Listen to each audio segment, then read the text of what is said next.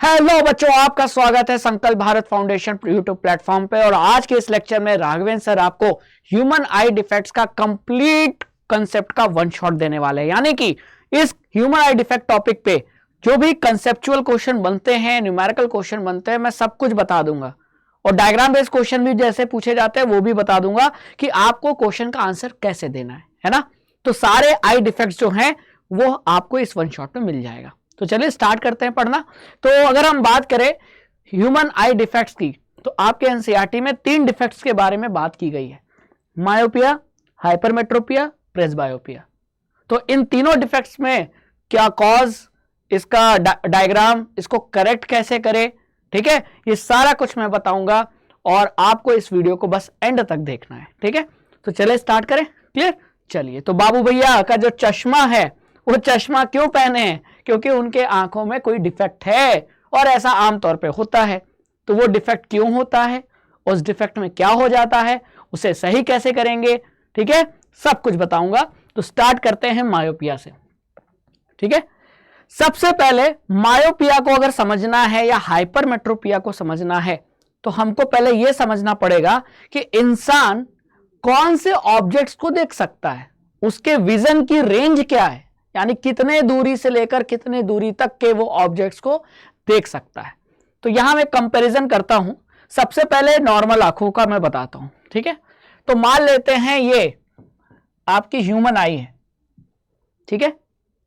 तो ह्यूमन आई से 25 सेंटीमीटर दूर, क्लियर, ह्यूमन आई से 25 सेंटीमीटर दूर पे होता है क्या, नियर पॉइंट। क्या होता है? नियर पॉइंट होता है, क्लियर। और नियर पॉइंट से लेकर फार पॉइंट, फार पॉइंट कहां होता है? अब फार पॉइंट होता है इंफिनिटी पर। फार पॉइंट कहां होता है? इंफिनिटी पर, ठीक है, क्लियर। इंफिनिटी यानी बहुत दूर। जैसे आप रात में तारे देख रहे हो तो तारों की कुछ ना कुछ डिस्टेंस होगी, उस डिस्टेंस को क्या मान सकते हैं? इंफिनिटी। सन कितने दूरी पर है हमसे, हमारी आंखों से? इंफिनिटी, है ना। तो अब अगर बात करें देखने की रेंज, तो इंसान की जो देखने की रेंज है वो नॉर्मल आंखों की वो ये है, जहां मैंने शेड किया है। यानी आंखों से 25 सेंटीमीटर दूरी पर अगर ऑब्जेक्ट हो या इंफिनिटी पर हो या इस बीच में कहीं भी हो, यानी 25 सेंटीमीटर से लेकर इंफिनिटी तक के बीच में अगर ऑब्जेक्ट होगा और आपके आंखें अगर नॉर्मल हैं, कोई डिफेक्ट नहीं है, तो आपको ऑब्जेक्ट दिखाई देगा। लेकिन अगर ऑब्जेक्ट 25 सेंटीमीटर से कम डिस्टेंस पे होगा आपकी आंखों से, तो वो आपको नहीं दिखाई देगा। इसीलिए हम कहते हैं कि अगर किसी ऑब्जेक्ट्स को हमको देखना है क्लियरली, तो कम से कम आंखों से कितने दूरी पर रखोगे? तो वो जो मिनिमम डिस्टेंस है वो 25 सेंटीमीटर और वो मैक्सिमम डिस्टेंस इंफिनिटी। तो ये रेंज समझ में आ गया। लेकिन मायोपिया में क्या होता है? अब मायोपिया में ये जो आपका फार पॉइंट है ना, ये आंखों के करीब आ जाता है। तो मान लेते हैं ये आगे शिफ्ट हो गया, ठीक है, क्लियर, ये शिफ्ट हो गया आगे और नियर पॉइंट वहीं का वहीं रहता है, ठीक है। तो ये नियर पॉइंट अभी भी वहीं का वहीं है, नियर पॉइंट अभी भी वहीं का वहीं है, लेकिन फार पॉइंट आंखों के करीब आ गया। फार पॉइंट क्या हो गया? आंखों के करीब आ गया। तो अब आप ही बताइए, देखने की जो रेंज है, विजन रेंज किसका? विजन का जो रेंज है वो कम हो जाएगा कि नहीं? जी हां। इसका मतलब यह भी है, इसको मैं दूसरे तरीके से समझा सकता हूं। क्या? वो ये है कि यहां अगर ऑब्जेक्ट होगा तो वो तो पहले भी नहीं दिखता था, अभी भी नहीं दिखेगा।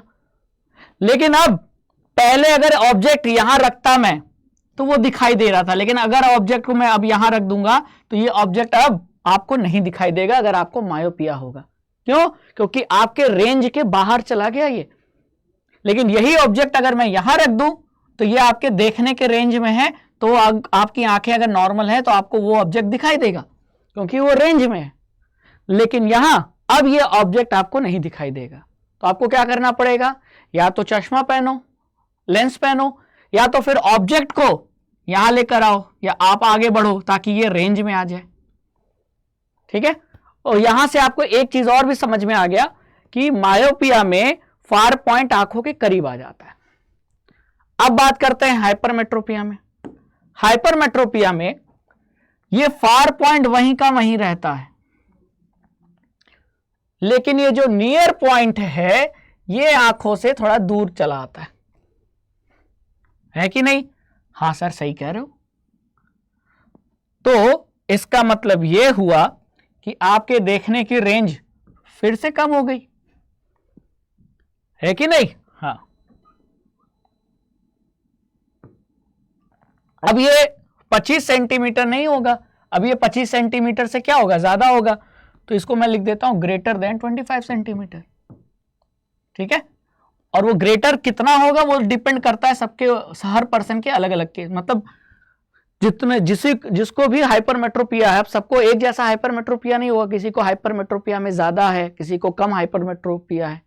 तो डिपेंड करता है वो 25 से ज्यादा कितना हो जाएगा, वो 26 हो जाएगा कि 40 हो जाएगा कि 50 सेंटीमीटर कि 100 सेंटीमीटर, वो अलग अलग सिचुएशन में अलग होगा। लेकिन इतना कंफर्म है कि वो नियर पॉइंट, फार पॉइंट अपनी जगह पे था। यहां तो फार पॉइंट शिफ्ट हुआ था, लेकिन यहां इस केस में फार पॉइंट अपनी जगह पर है, फार पॉइंट नहीं शिफ्ट हुआ, लेकिन नियर पॉइंट आंखों से दूर चला गया। ये आपका नियर पॉइंट। अगर आपको हाइपरमेट्रोपिया है तो आपका नियर पॉइंट आंखों से दूर चलाएगा, इसीलिए आपका ये least distance of distinct vision 25 से ज्यादा हो जाएगा। तो यानी मायोपिया में फर्क फार पॉइंट में पड़ता है, हाइपरमेट्रोपिया में फर्क नियर पॉइंट पे पड़ता है। ठीक है, और प्रेसबायोपिया में इन दोनों को मिला दो, यानी फार पॉइंट आंखों के करीब आ जाएगा, नियर पॉइंट आंखों से दूर चला जाएगा। यह होता है आपका हाइपरमेट्रोपिया। ठीक है, इसको और अच्छे से बना देता हूं मैं।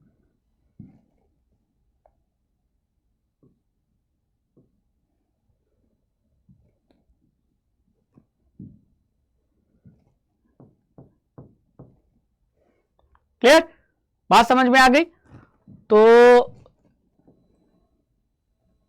ये हो गया आपकी आई,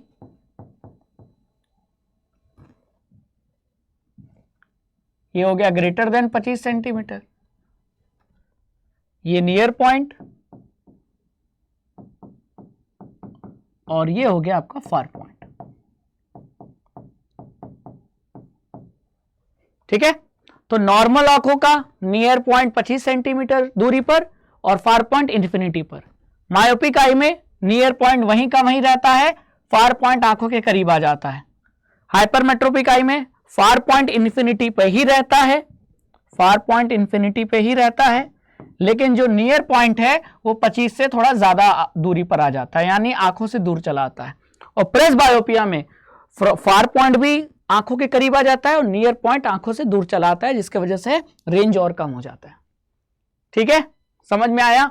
तो ये कंपैरिजन है नॉर्मल आंखों का बाकी आई डिफेक्ट्स के साथ। ठीक है, अब इस कंपैरिजन के बाद अब हम मायोपिक आई से शुरू करेंगे, मायोपिया से शुरू करेंगे। तो मायोपिया में आपने क्या देखा?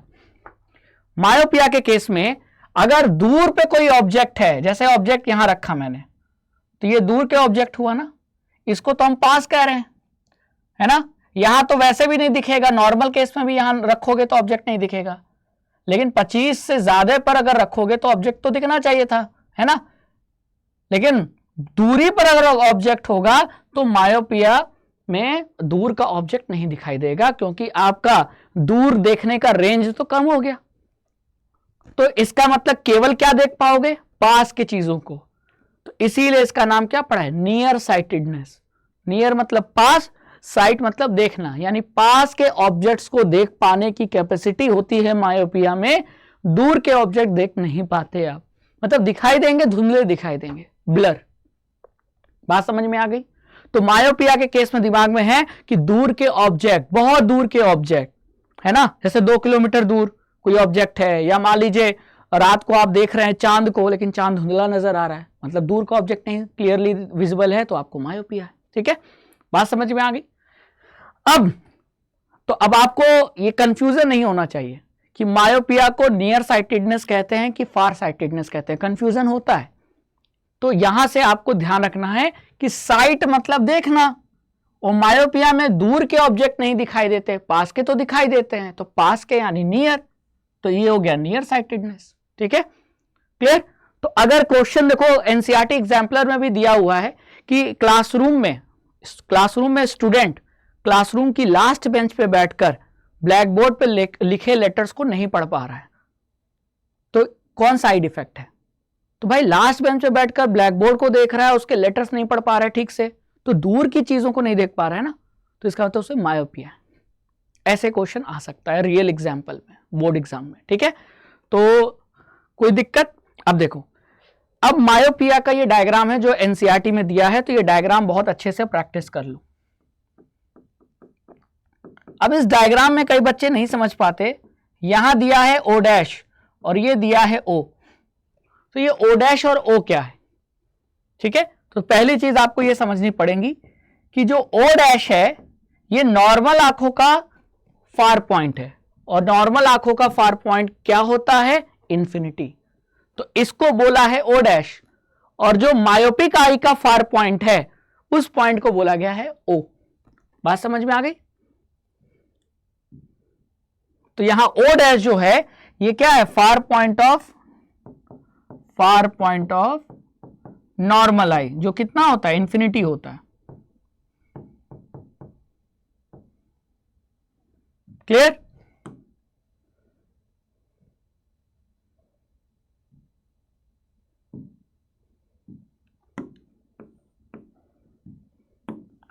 मैं क्या लिख रहा था? ओ डैश क्या है? फार point of normal eye.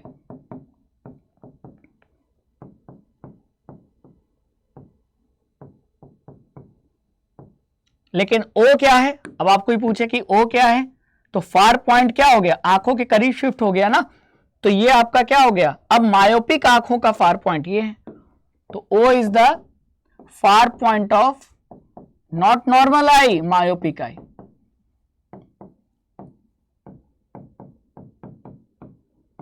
Myopic eye. ठीक है, बात समझ में आ गई? अब एक चीज और देखो, ये आंख है, आंख में ये वाला पार्ट क्या है? रेटिना।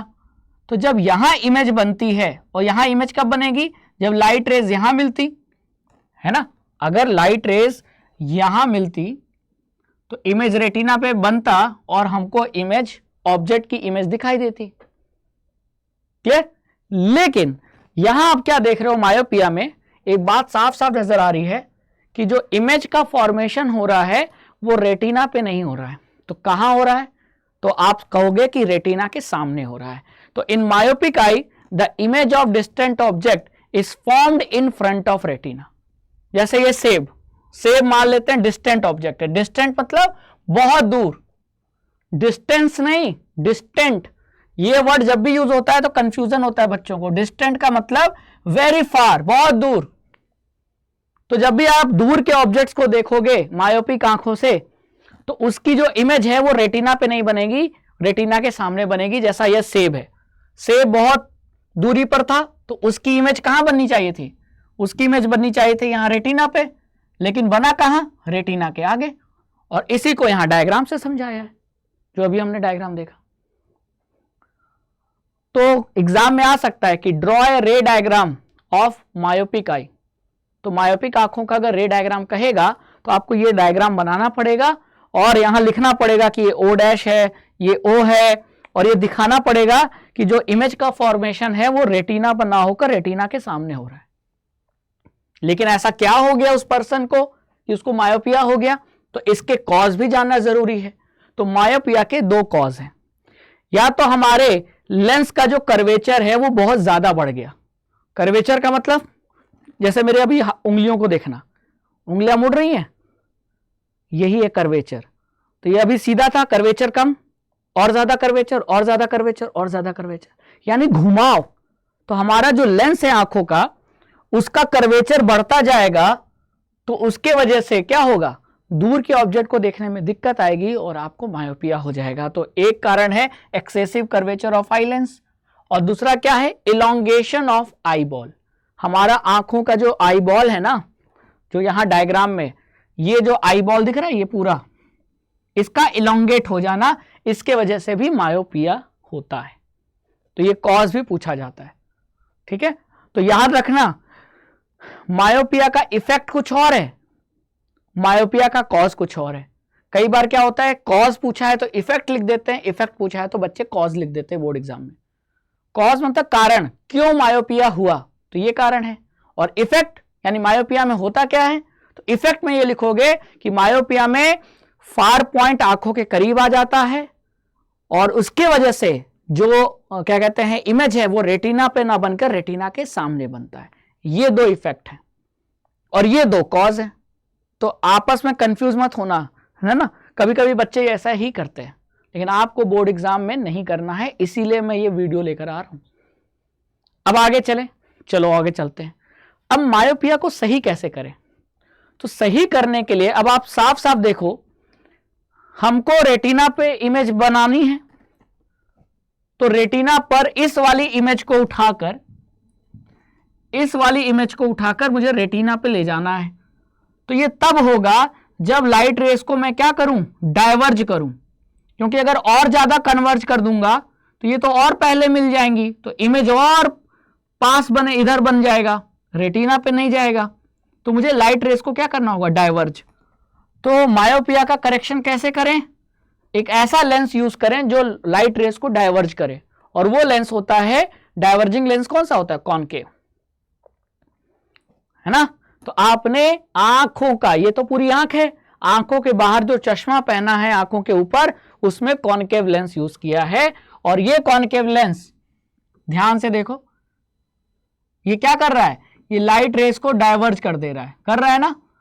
और लाइट रेस को डाइवर्ज करने की वजह से अब ये जो इमेज बन रहा है वो रेटिना पे बन रहा है, और आपको रेटिना पर जो इमेज बनेगा तो ऑब्जेक्ट दिखाई देगा। तो अगर आपसे पूछा जाए कि मायोपिया को सही कैसे करें, मायोपिया को सही कैसे करें, तो आप क्या लिखोगे कि concave lens of suitable power. Suitable power क्यों, अरे क्या सभी को एक पावर का ही चश्मा पहना दोगे क्या, नहीं। किसी को ज्यादा मायोपिया है, किसी को कम मायोपिया है, उसी हिसाब से किसी को ज्यादा पावर का लेंस पहनाना पड़ेगा, किसी को कम पावर की लेंस। तो सुटेबल पावर यानी उस पावर की लेंस जिस पावर की लेंस पर इमेज कहां बन जाए, रेटिना पे। तो एक concave lens of suitable power use करना पड़ेगा। अब यहां एक डायग्राम बेस्ड क्वेश्चन भी बनता है। अगर आपको डायग्राम देकर पूछे कि बताओ आई डिफेक्ट क्या है, तो कैसे पहचानोगे। तो अब आपको पता चल गया, जैसे ये डायग्राम देखकर पूछा जाए कि बताओ डिफेक्ट कौन सा है, तो ये याद कर लिया आपने, ये पढ़ लिया आपने कि अगर इमेज रेटिना के आगे बनेगा तो डिफेक्ट कौन सा होगा, मायोपिया।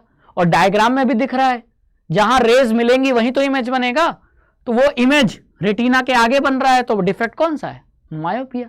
तो ये डायग्राम बेस्ड क्वेश्चन भी आते हैं, अब तो कर लोगे। हाँ, तो मैंने हर चीज बता दिया, मायोपिया में क्या होता है, मायोपिया का इफेक्ट, मायोपिया में कॉज, मायोपिया होता क्यों है, कॉज, मायोपिया को पहचानेंगे कैसे अगर रे डायग्राम दे दिया, और मायोपिया का रे डायग्राम आएगा तो कौन सा डायग्राम बनाएंगे, ये वाला डायग्राम बनाएंगे। और मायोपिया का करेक्शन वाला डायग्राम पूछा कि मायोपिया को कैसे सही करेंगे, तो हम ये वाला रे डायग्राम बनाएंगे। ठीक है, तो subjective question, diagram based question अब आप कर लोगे, मायोपिया में कहीं दिक्कत नहीं आएगी। लेकिन एक न्यूमेरिकल वाला क्वेश्चन आता है जिसमें आपको परेशानी होती है। ठीक है, तो अब वो भी मैं क्लियर कर देता हूं। मायोपिया का अगर क्वेश्चन आएगा, मैं अभी क्वेश्चन दूंगा लेकिन पहले कंसेप्ट समझ लो। मायोपिया का क्वेश्चन आएगा कि एक पर्सन है, उसका एक मायोपिक पर्सन है, उसका जो फार पॉइंट है वो इतना है, तो वो कितने पावर का कॉनकेव लेंस यूज करे ताकि उसका ये डिफेक्ट करेक्ट हो जाए। तो लेंस का पावर पूछा है। अब लेंस का पावर कैसे निकालोगे, लेंस का पावर निकालने के लिए आपको चाहिए लेंस का फोकल लेंथ, और लेंस का फोकल लेंथ निकालने के लिए आपको चाहिए क्या, ऑब्जेक्ट और इमेज की डिस्टेंस। तो मायोपिया के केस में u और v क्या लोगे कि f निकल जाए और f से फिर p निकल जाए। तो आपको यह ध्यान रखना है कि जो भी मायोपिया का जब भी कोई न्यूमेरिकल आएगा, अभी मैं न्यूमेरिकल कराऊंगा, तो मायोपिया के न्यूमेरिकल में जो ऑब्जेक्ट होता है, ऑब्जेक्ट की डिस्टेंस जो होती है वो हम क्या लेते हैं, यू हमेशा नॉर्मल आंखों का जो फार पॉइंट है, फार point of normal I, far point of normal I, normal आंखों का जो फार पॉइंट होता है उसको हमेशा यू लेते हैं। और नॉर्मल आंखों का फार पॉइंट क्या होता है, आपने पढ़ा है इन्फिनिटी, तो ये माइनस लगा देना, माइनस इन्फिनिटी, तो यू आपका हमेशा माइनस इन्फिनिटी होगा, हमेशा, ऑलवेज। मायोपिया का कोई भी न्यूमेरिकल आ जाए, है ना, आपको यू हमेशा माइनस इन्फिनिटी लेना है। माइनस क्यों, क्योंकि साइन कन्वेंशन के हिसाब से, ठीक है, जो ऑब्जेक्ट है, अगर आपकी आंख यहां है तो ऑब्जेक्ट यहां है, तो आपको लेफ्ट साइड जाना पड़ा, तो साइन क्या लोगे, माइनस। तो ये माइनस साइन में इसलिए बोल रहा हूं क्योंकि कन्वेंशन के हिसाब से हमको चलना है, ठीक है। तो ऑब्जेक्ट की डिस्टेंस हमेशा क्या लोगे, नॉर्मल आंखों का जो फार पॉइंट है वो आपका माइनस इन्फिनिटी, वही ऑब्जेक्ट की डिस्टेंस होगी। लेकिन अब इमेज की डिस्टेंस तो ये न्यूमेरिकल में दिया नहीं रहेगा, ये तो आपको याद होना चाहिए कि नॉर्मल आंखों का फार पॉइंट इन्फिनिटी होता है, वही ऑब्जेक्ट की डिस्टेंस बन जाएगा। अब बात आती है इमेज की डिस्टेंस v क्या होगा, तो जो फार पॉइंट मायोपिक आई का है, फार पॉइंट ऑफ मायोपिक आई, अब ये मायोपिक आई का फार पॉइंट कहां दिया होगा, ये क्वेश्चन में दिया रहेगा, क्योंकि इस मायोपिक आई का फार पॉइंट 100 सेंटीमीटर है, 500 सेंटीमीटर है, 5 मीटर है, 2 मीटर है, तो ये क्वेश्चन में दिया रहेगा। तो ये आपको क्वेश्चन में नहीं देगा, ये क्वेश्चन में देगा, है ना। तो फार पॉइंट ऑफ मायोपिक आई यानी ये बन जाएगा v, ठीक है, क्लियर। और ये आपको माइनस लेना है, अब ये क्वेश्चन में जो भी दिया होगा वो माइनस वैल्यू लेना है, minus value given in question, question में जो वैल्यू दिया है उस पर माइनस लगा दो, वो इमेज की डिस्टेंस बन जाएगी, ठीक है, क्लियर। तो यहां भी साइन आपका माइनस होगा। अब ये दोनों वैल्यू से आप क्या करोगे, फिर लेंस फॉर्मूला लगाओगे, क्योंकि लेंस की बात हो रही है, 1/v minus 1/u equal to 1/f, और फिर आप क्या निकालोगे, f, और f निकल जाएगा तो फिर पावर निकल जाएगा। समझ में आई बात। अब आइए क्वेश्चन सॉल्व करते हैं, तब क्लियर होगा। जैसे ये मायोपिया का एक क्वेश्चन है, न्यूमेरिकल है ना, तो मैंने जब हर वैरायटी का क्वेश्चन बता दिया तो न्यूमेरिकल भी समझा देता हूं कि इन केस अगर न्यूमेरिकल पूछ लिया तो क्या करेंगे। तो मायोपिक क्वेश्चन का अगर न्यूमेरिकल आएगा तो जरा पढ़ो, the far point of myopic person, एक पर्सन जिसको मायोपिया है उसका फार पॉइंट कितना है, 150 सेंटीमीटर इन फ्रंट ऑफ आई, होना कितना चाहिए था, तो नॉर्मल आंखों का होता है इन्फिनिटी, और है कहां 150, यानी इन्फिनिटी से वो आंखों के करीब आ गया। और यही हमने पढ़ा था कि मायोपिया में फार पॉइंट आंखों के करीब चला जाता है। तो अब आपको पूछा है calculate the focal length and power of lens required to enable him to see distant objects clearly, तो फिर वो कितने पावर का चश्मा पहने ताकि उसे ऑब्जेक्ट क्लियरली दिखाई दे। कौन से ऑब्जेक्ट, दूर के, क्योंकि दूर का नहीं दिखता मायोपिया में। तो अब आप बताओ नॉर्मल आंखों का फार पॉइंट क्या होता है, नॉर्मल आंखों का फार पॉइंट इंफिनिटी होता है, वही क्या बन जाएगा, ऑब्जेक्ट की डिस्टेंस। तो ये माइनस इंफिनिटी क्या हो जाएगा, ऑब्जेक्ट की डिस्टेंस। और मैंने क्या बोला था, v क्या होगा, मायोपिक आंखों का जो फार पॉइंट हो, जो क्वेश्चन में दिया होगा वो इमेज की डिस्टेंस बन जाएगा। तो यहां मायोपिक आंखों का फार पॉइंट कितना दिया है, 150 सेंटीमीटर, तो माइनस 150 सेंटीमीटर आपका इमेज की डिस्टेंस बन जाएगा। अब लगाएंगे क्या, लेंस फॉर्मूला लगाओ, तो 1/v minus 1/u equal to 1/f, 1/v, तो ये हो जाएगा माइनस 150 सेंटीमीटर,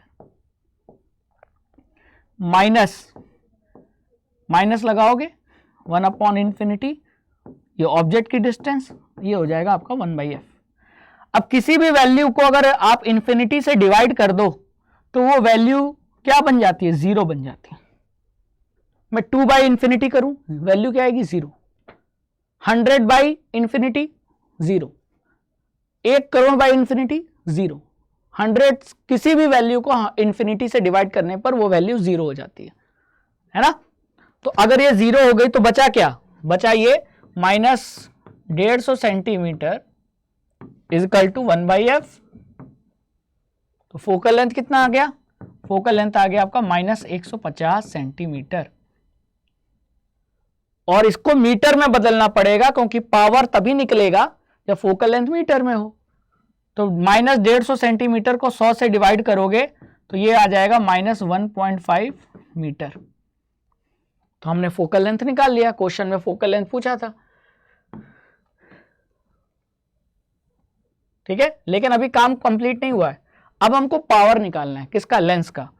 तो पावर होता है 1/f और f होता है मीटर में, तो मीटर में निकाल लिया है, तो वो वैल्यू रख दो 1 अपॉन माइनस लगाओगे क्योंकि वैल्यू माइनस में है 1.5, ठीक है। तो ये हो जाएगा 3/2, तो 2 ऊपर चला जाएगा तो पावर आ जाएगा प्लस 2/3 डायप्टर। अब चाहो तो इसको डेसिमल में बदल दो, है ना, मैंने डेसिमल में नहीं बदला। तो इतने पावर का सॉरी प्लस नहीं होगा, माइनस होगा, है ना, माइनस 2/3 डायप्टर। तो इतने, अब माइनस पावर किसका होता है? कॉनकेव लेंस का। कॉनकेव लेंस का पावर माइनस में होता है ना।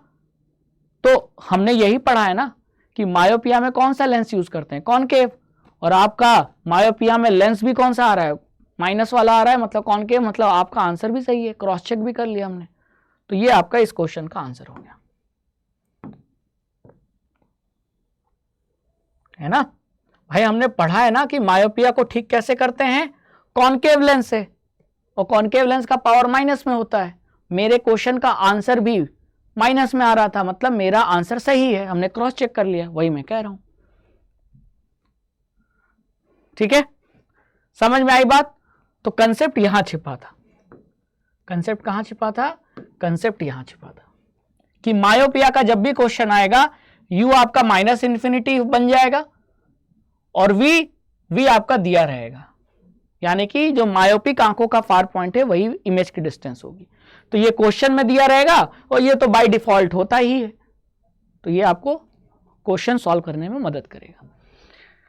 चलिए अब आगे चलते हैं। अब आते हैं नेक्स्ट आई डिफेक्ट पर, वो है हाइपरमेट्रोपिया। अब हाइपरमेट्रोपिया को हम क्या कहते हैं? फार साइटेडनेस। फार यानी दूर का, साइट मतलब देखना, यानी यहां इस डिफेक्ट में दूर का दिखता है, पास का नहीं दिखता। तो नाम से अब काम अपोजिट है। मायोपिया को क्या कह रहे थे? नियर साइटेडनेस, तो दूर का नहीं दिखता। हाइपरमेट्रोपिया को फार साइटेडनेस, यानी फार का साइट दिखता है, विजन है, पास का नहीं दिखता। तो हाइपरमेट्रोपिया में आपके आसपास के ऑब्जेक्ट्स आपको धुंधले नजर आते हैं। दिखता नहीं है मतलब धुंधला दिखता है, ये कहने का मतलब, साफ नहीं दिखता। ये मत सोचना कि अंधा है, पास का कुछ भी नहीं दिखेगा, दिखता है, मतलब ब्लर दिखता है, ऐसा समझो, ठीक है, क्लियर। तो नाम भी बहुत इंपॉर्टेंट है। अब जैसा कि मैंने कहा कि हाइपरमेट्रोपिक पर्सन को डिस्टेंट ऑब्जेक्ट तो क्लियरली दिखाई देते हैं, but can not see nearby object distinctly. अब एक मैंने एग्जाम्पल लिया था एनसीईआरटी एग्जाम्पलर वाला, कि क्लासरूम में स्टूडेंट लास्ट बेंच पे बैठा है और उसे ब्लैक बोर्ड पे लिखे लेटर साफ दिखाई दे रहे हैं, लेकिन उसी स्टूडेंट के हाथ में जो टेक्स्ट बुक है उसके लेटर उसको ब्लर दिखाई दे रहे हैं। तो उसे कौन सा डिफेक्ट है? तो यानी ब्लैक बोर्ड जो कि दूर है वहां का दिख रहा है, उसके हाथ में जो किताब है, किताब तो बहुत पास है और उसके लेटर नहीं दिखाई दे रहे, तो यानी पास का नहीं दिख रहा। इसका मतलब उसे कौन सा डिफेक्ट है? उसे हाइपरमेट्रोपिया है। तो ये क्वेश्चन आ सकता है, आपको खुद पता लगाना होगा कि डिफेक्ट कौन सा है। और कैसे पता लगाएंगे? आपको ये देखना है कि उस स्टूडेंट को दिखाई नहीं दे रहा, क्या दूर का नहीं दिखाई दे रहा तो मायोपिया है, पास का नहीं दिख रहा तो हाइपरमेट्रोपिया, ठीक है। तो अगर ऐसा क्वेश्चन आता है कि क्लासरूम में स्टूडेंट लास्ट बेंच पे बैठकर ब्लैक बोर्ड पे लिखे लेटर्स को नहीं पढ़ पा रहा है, तो यानी दूर का नहीं पढ़ पा रहा है, तो उसे मायोपिया है। लेकिन अगर इसी सिचुएशन को बदल दिया जाए कि क्लासरूम की लास्ट बेंच पे बैठ के स्टूडेंट के हाथ में जो किताब है उसके लेटर वो नहीं देख पा रहा है, यानी पास का नहीं दिख रहा, तो उसे हाइपरमेट्रोपिया है, ठीक है, क्लियर। और ये रहा इसका डायग्राम हाइपरमेट्रोपिक आई का। अब इस डायग्राम में एन और एन डैश है, जैसे मायोपिया में ओ डैश और ओ था, यहां क्या है, एन डैश और एन। तो यहां एन डैश और एन का मतलब क्या है, ये पॉइंट्स का मतलब क्या है, तो इसको देख लो। एन डैश का मतलब है near point of normal eye, near point of normal eye, ठीक है। लेकिन एन क्या है, अब आपको पता है कि हाइपरमेट्रोपिया में आंखों का नियर पॉइंट आंखों से दूर चला जाता है, तो वो अब दूर खिसक कर आ गया है इस जगह पर, तो उसे एन कह रहे हैं। यानी ये भी नियर पॉइंट है लेकिन नॉर्मल आंखों का नहीं। एन मतलब near point of hypermetropic eye, hypermetropic eye, ठीक है। और इस कारण जो इमेज बनती है वो कहां बनती है, जरा देखो, रेटिना पे नहीं, रेटिना के पीछे, दिख रहा है ना। तो आपको यहां से कंक्लूड क्या निकला, कंक्लूजन ये निकला कि हाइपरमेट्रोपिया के केस में इमेज का फॉर्मेशन रेटिना पे ना होकर रेटिना के पीछे होता है। मायोपिया में कहां होता था, रेटिना के आगे, और हाइपरमेट्रोपिया में रेटिना के पीछे। तो अगर ये डायग्राम देखकर, मान लो यहां मैंने छुपा दिया, ये डायग्राम आपको देखकर बोर्ड एग्जाम में पूछा कि डिफेक्ट का नाम बताओ, तो रे डायग्राम देखो, और रे डायग्राम में आपने क्या देखा, अरे इमेज तो रेटिना के पीछे बन रहा है, ये तो हाइपरमेट्रोपिया में होता है। तो आपको क्वेश्चन का आंसर मिल गया, नेम द डिफेक्ट। डिफेक्ट क्या है, हाइपरमेट्रोपिया। तो रे डायग्राम को पढ़ना सीखो, समझना सीखो। रे डायग्राम देकर भी आपसे डायग्राम बेस्ड क्वेश्चन पूछ सकता है, लेकिन अब आपको दिक्कत नहीं होगी। तो मायोपिया में इमेज का फॉर्मेशन रेटिना के सामने होता है, और हाइपरमेट्रोपिया में, जो कि अभी आप देख रहे हैं, यहां रेटिना के पीछे इमेज का फॉर्मेशन होता है। क्यों होता है, इसका भी कुछ कारण होगा। हाँ, कारण तो है, जैसे मायोपिया में 2 कारण थे, यहां भी 2 कारण है, लेकिन वो 2 कारण, रीजन, कॉजेस क्या हैं। पहला, आई लेंस, हमारे आंखों में जो लेंस है उसका फोकल लेंथ का बहुत ज्यादा बढ़ जाना, टू लॉन्ग हो जाना, और हमारी आंखों की जो आई बॉल है उसका छोटा हो जाना, एक एवरेज साइज से, एक नॉर्मल साइज से छोटा हो जाना, टू स्मॉल हो जाना, यानी शॉर्टनिंग ऑफ आई बॉल, ऐसे कह सकते हो। इन 2 कारण के वजह से हाइपरमेट्रोपिया होता है। तो हाइपरमेट्रोपिया का इफेक्ट पूछेगा तो क्या लिखोगे, 2 चीजें लिख सकते हो। हाइपरमेट्रोपिया का इफेक्ट होता है, तो इफेक्ट मतलब क्या हो जाता है उसमें, तो उसमें नियर पॉइंट आंखों से दूर चला जाता है, और दूसरा इफेक्ट, इमेज का फॉर्मेशन रेटिना के पीछे होता है। और अगर कॉज पूछेगा तो कॉज आप ये लिखोगे, एनसीईआरटी में साफ साफ लिखा हुआ है, फोकल लेंथ का एक्स्ट्रा बढ़ जाना, बहुत ज्यादा बढ़ जाना, और हमारी आई बॉल का छोटा हो जाना, ठीक है। अब अगर प्रॉब्लम है तो उसका सोल्यूशन भी है, करेक्शन कैसे करेंगे। तो करेक्शन इस बात पे छुपा है कि इमेज कहां बन रही है। तो हाइपरमेट्रोपिया में अभी आपने देखा इमेज का फॉर्मेशन हो रहा है रेटिना के पीछे। अब अगर मैं इस लाइट रेस को और ज्यादा कन्वर्ज कर दूं अंदर की तरफ, यानी प्रिंसिपल एक्सिस की तरफ बेंड कर दूं, तो फिर ये लाइट रेज रेटिना पे मिलेंगी, और रेटिना पे मिलेंगी तो रेटिना पे इमेज का फॉर्मेशन होगा, है ना। अब आप ये बताइए, इमेज का फॉर्मेशन होगा तो उसके लिए लाइट रेस को कन्वर्ज करना पड़ा ना, और कन्वर्ज करने का काम कौन सा लेंस करता है, कॉन्वेक्स लेंस, क्योंकि उसका नेचर कन्वर्जिंग होता है। तो हाइपरमेट्रोपिक आई का करेक्शन कैसे किया जाए, आपको चश्मे में कौन सा लेंस पहनना पड़ेगा, कॉन्वेक्स लेंस पहनना पड़ेगा। तो देखिए आंखों के ऊपर जो चश्मा है उसमें कौन सा लेंस बना है, कॉन्वेक्स लेंस बना है। तो यहां से भी अगर डायग्राम देकर पूछे कि कौन सा ये डिफेक्ट है, तो आप यहां से बता सकते हो कि हाइपरमेट्रोपिया का केस है। और उसे सही कैसे करेंगे, एक सुटेबल पावर का कॉन्वेक्स लेंस पहन के उसे हम ठीक कर लेंगे, क्योंकि कॉन्वेक्स लेंस पहनेंगे तो आंखों का लेंस भी कॉन्वेक्स, ये भी कॉन्वेक्स, दोनों मिलके लाइट रेज को कन्वर्ज करेगा, और लाइट रेज रेटिना पे मिलेंगी, और रेटिना पे इमेज बनेगा, और ऑब्जेक्ट आपको दिखाई देगा। ठीक है, बात समझ में आ गई। चलिए, तो ये डायग्राम भी ध्यान रखना है, करेक्शन ऑफ हाइपरमेट्रोपिक आई। अब आता है, इसमें भी न्यूमेरिकल पूछ लिया जाता है। तो हाइपरमेट्रोपिक आई में अगर न्यूमेरिकल पूछा तो कैसे सॉल्व करेंगे। तो यहां भी वही कंसेप्ट है कि अगर यहां आपको पावर चाहिए तो फोकल लेंथ निकालना होगा, है ना। और फोकल लेंथ निकालने के लिए आपको u और v की वैल्यू चाहिए। तो u और v की वैल्यू क्या लें, तो फोकल लेंथ पता करने के लिए आपको u और v चाहिए। तो हाइपरमेट्रोपिया में कौन अपनी जगह पर हिल जाता है, खिसक जाता है? Near point. तो जो नॉर्मल आंखों का नियर पॉइंट होगा, यहां फार पॉइंट से कोई लेना देना नहीं है, फार पॉइंट का लेना देना मायोपिया से था, यहां नियर पॉइंट का लेना देना है। तो जो नॉर्मल आई का नियर पॉइंट है,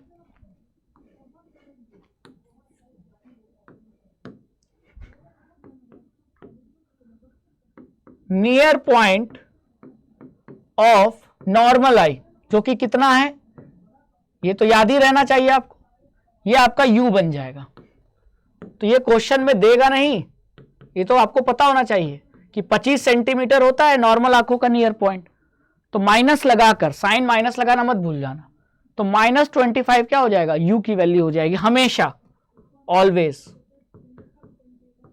यहां आपको u की यही वैल्यू लेनी है, चाहे हाइपरमेट्रोपिया का कैसा भी न्यूमेरिकल आ जाए। लेकिन v क्या लेंगे? तो v की भाई बात यह है कि हाइपरमेट्रोपिया में जो नियर पॉइंट है वो आंखों से दूर चला जाता है ना, तो आंखों से दूर चला गया तो जो जहां गया वो जो डिस्टेंस है वो आपकी इमेज की डिस्टेंस हो जाएगी। यानी कि near point of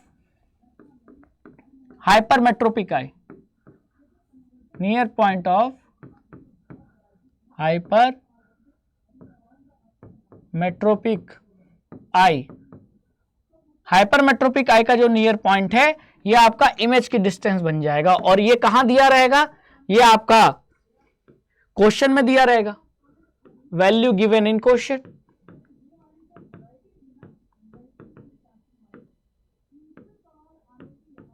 clear? Given in questions, given in question. अब आपको u पता चल गया, v पता चल गया, दोनों से लेंस फॉर्मूला लगाकर फोकल लेंथ निकाल लेंगे और फोकल लेंथ से आपको पावर पता चल जाएगी, पावर ऑफ लेंस। अब इसको भी न्यूमेरिकल से समझाता हूं, ठीक है? तो कंसेप्ट समझ में आ गया। अब आइए इसको न्यूमेरिकल से, एक्चुअली में न्यूमेरिकल सॉल्व करके देखते हैं, तब ज्यादा क्लियर होगा। क्वेश्चन पढ़िए, क्या लिखा है? हाइपरमेट्रोपिक आई का नियर पॉइंट कितना है, 75 सेंटीमीटर। तो what is the power of lens required to enable him to read clearly? तो कितने पावर का लेंस आप यूज करोगे ताकि वो पास के ऑब्जेक्ट्स को देख पाए? तो आपको पता है हाइपरमेट्रोपिक का क्वेश्चन है, तो नॉर्मल आंखों का जो नियर पॉइंट है वो तो ऑब्जेक्ट की डिस्टेंस होती है, तो ये कोई देगा नहीं, ये तो आपको याद होना चाहिए। तो मैंने इसीलिए यहां लिखा है ऑलवेज, है ना? तो u आपको नहीं दिया रहेगा क्वेश्चन में। तो नॉर्मल आंखों का नियर पॉइंट ये, और हाइपरमेट्रोपिक आई का नियर पॉइंट ये क्वेश्चन में दिया है, ये आपका बन जाएगा v। यही मैंने बताया ना कि हाइपरमेट्रोपिक आई का नियर पॉइंट ये v की वैल्यू बन जाएगी, यानी इमेज की डिस्टेंस। तो v कितना हो गया, -75। माइनस लगाना मत भूल जाना। अब आप क्या लगाओगे, लेंस फॉर्मूला लगाकर f निकाल लो। तो 1/v -1/u equal to 1/f। v कितना है, -75, u कितना है माइनस, और फिर ये -25, ये हो जाएगा आपका f। इसको सॉल्व करोगे तो ये हो जाएगा -1/75, और ये माइनस और ये माइनस प्लस हो जाएगा, +1/25 इक्वल टू 1/f। ठीक है? अब 75 और 25 का एलसीएम ले लो। तो मैं यहां ट्राई करता हूं, देखता हूं कितना आएगा। 3 2 जा 6,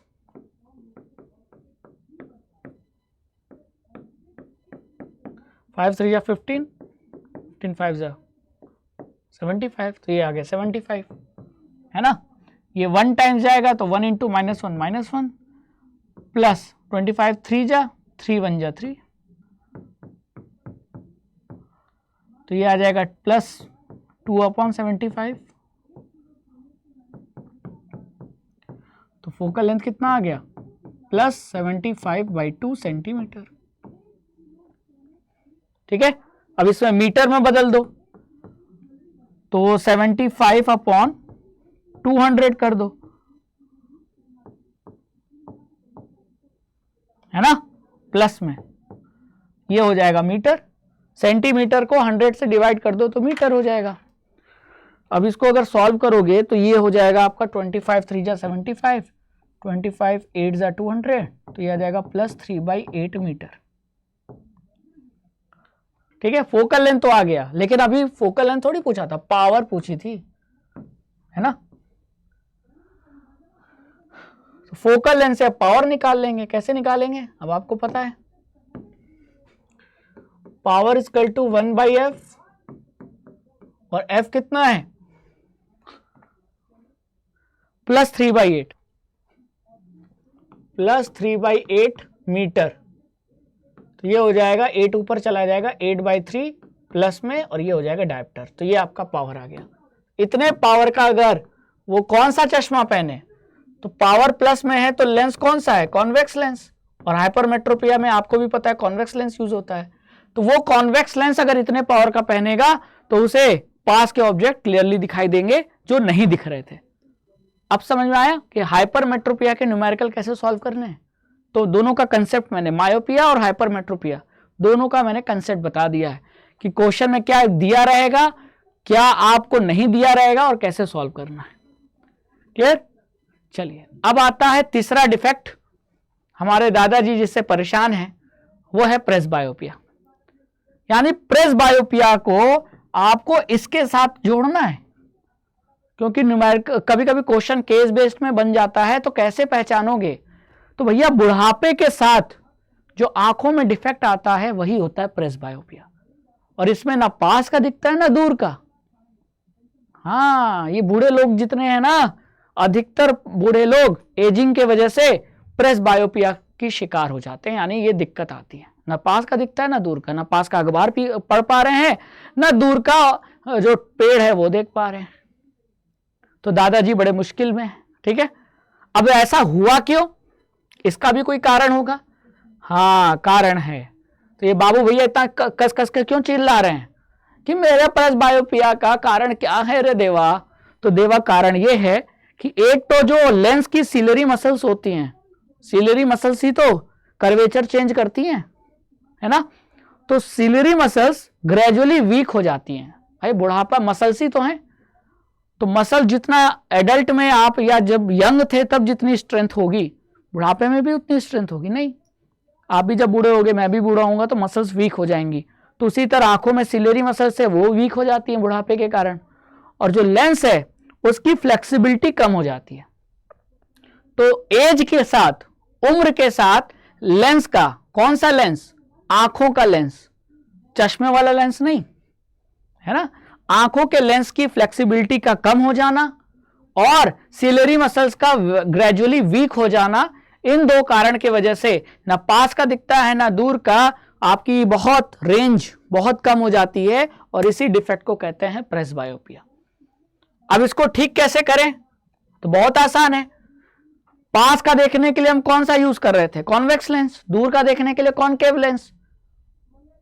तो प्रेसबायोपिया में इन्हीं दोनों लेंस को मिला दो, यानी बाइफोकल लेंस। तो प्रेसबायोपिया को हम बाइफोकल लेंस से ठीक कर सकते हैं। अब ये देखो लेंस, अगर आप देखो तो ये बाइफोकल लेंस है चश्मे में जो लगा है। अब इस चश्मे में आप देख रहे हो ये निचला हिस्सा है, ये लोअर पार्ट, ये थिक नजर आ रहा है, इसका अजीब देखने में नजर आ रहा है ना, और ऊपर वाला दूसरे तरीके का नजर आ रहा है। तो आप क्या देख रहे हो, बाइफोकल लेंस जो कि कंसिस्ट होता है कॉनकेव और कॉन्वेक्स लेंस का। अपर पोर्शन क्या होता है, कॉनकेव होता है, यानी ये जो अपर पोर्शन है ये कॉनकेव है, और ये जो निचला पोर्शन है ये कॉन्वेक्स है। तो दूर का देखना है तो कॉनकेव, और पास का देखना है तो कॉन्वेक्स लेंस का यूज करेंगे, है ना। क्लियर, समझ में आ गई बात। तो यहां कितने आसानी से आपको मैंने तीनों डिफेक्ट अच्छे से समझा दिया। तो आपको बोर्ड एग्जाम में डिफेक्ट से रिलेटेड जितने वैरायटी के क्वेश्चन बन सकते हैं वो सब बता दिया, चाहे वो डायग्राम बेस्ड हो, है ना, चाहे वो न्यूमेरिकल हो, चाहे वो सब्जेक्टिव हो। क्लियर, सब्जेक्टिव क्वेश्चन बनेगा तो आपको ऐसे कंडीशन देकर देगा कि एक स्टूडेंट है क्लासरूम की लास्ट बेंच पे बैठा है, उसे ब्लैक बोर्ड के लेटर नहीं दिखाई दे रहे, या उसे पास के हाथों में जो किताब है उसके लेटर नहीं दिखाई दे रहे, तो आई डिफेक्ट का नाम बताओ, उसको कैसे करेक्ट करेंगे उसका डायग्राम बनाओ, तो सब कुछ मैंने आपको बता दिया। यानी अगर आपने ये वीडियो देख लिया तो आपको आई डिफेक्ट पे कैसा भी क्वेश्चन दे दिया जाए आप सॉल्व कर लोगे। तो मैं आपसे चाहूंगा कि आप इस वीडियो को ज़्यादा से ज़्यादा शेयर कीजिए और वीडियो को लाइक कीजिए। और आई होप कि आज के इस वीडियो से आपके सारे कंसेप्ट क्लियर हो गए होंगे। तो इसी तरह संकल्प भारत फाउंडेशन पर राघवेंद्र सर से फिजिक्स पढ़ते रहिए। आप बनेंगे टॉपर, हम बनाएंगे आपको topper. Thank you so much. जय हिंद।